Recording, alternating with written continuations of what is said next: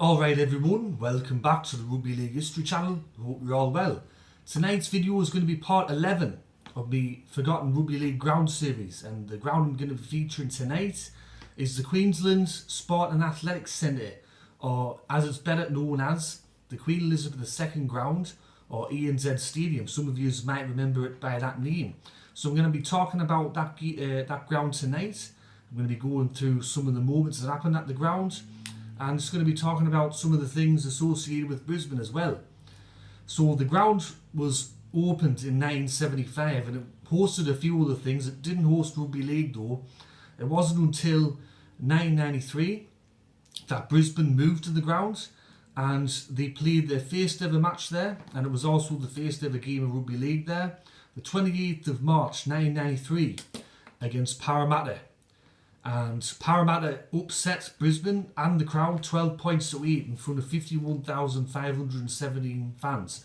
Now this was a massive upset because Brisbane were the defending premiers.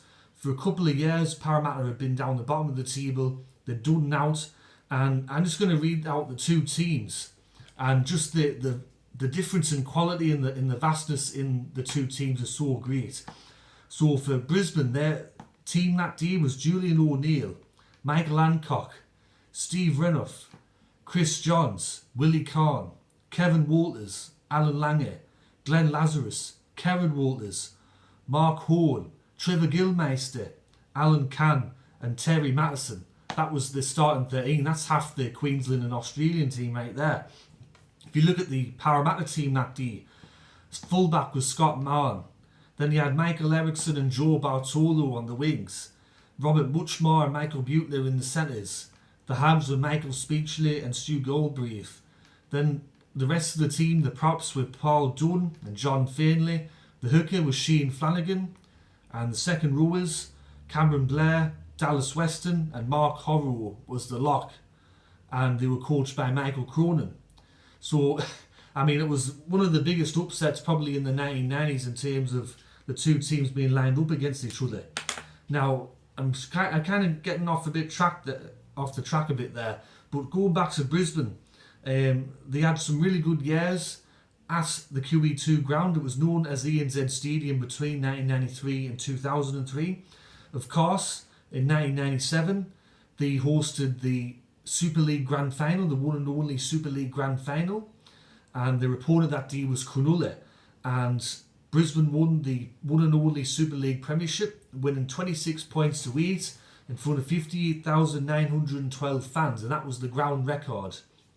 Also of note, it was the first ever night grand final in the history of Rugby League, and also it was also the first time that the grand final ever been hosted outside of Sydney. And at the time, 58,912 for a grand final was a lot of people because the Sydney Football Stadium only held 42,000 and the Sydney Cricket Ground was no longer in use for the grand final. Now, Brisbane's final match at the ground, and it was also the final ever game of Rugby League, come on the 18th of May 2003, and Brisbane defeated Melbourne 36 points to 16 in front of 15,867 fans, and that was the last ever first grade Rugby League match to be played at the ground. Now Brisbane, they had an insane record at this ground. This place was a fortress. You think of Fortress Brookvale and you think of Melbourne and the graveyard down there. Well, Brisbane had 129 wins. 129 games they played, 101 wins, 24 losses and 4 draws. That's a very impressive record. I think that's over 75% of the games they played there, they won. On top of that, you also had 4 State of Origin matches that were played there, the first being in 1997.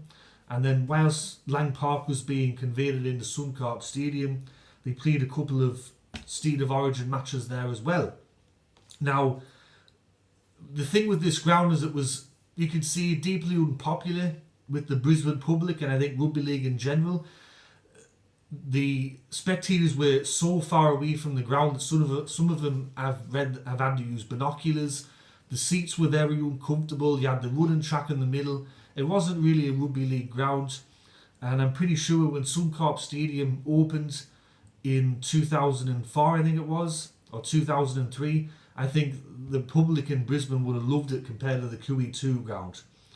So that's me Forgotten Rugby League ground, part 11. This time it was the Queensland Sport and Athletics Centre, better known as the Queen Elizabeth II ground, or ANZ Stadium. So let me know in the comment section below if you enjoyed the video. Let me know if you've been to this ground. Let me know. Tell me your memories about the ground and the times that you've gone there and the games that you watched. And if you haven't yet subscribed to the channel, make sure you do so. I think about 68%, 69% of the people that watch my videos are not yet subscribed. I'm getting close to 350 subscribers. I'm nearly at 320 already, hoping to get to 350 by the end of the month. I need your help. I'm an independent YouTuber. I don't have a lot of contacts. It's a hard graft out there to get subscribers.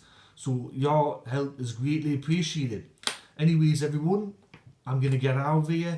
Enjoy your Saturday or your Sunday, wherever you may be in the world. And I'll catch you in the next video. Alright, tatty bye.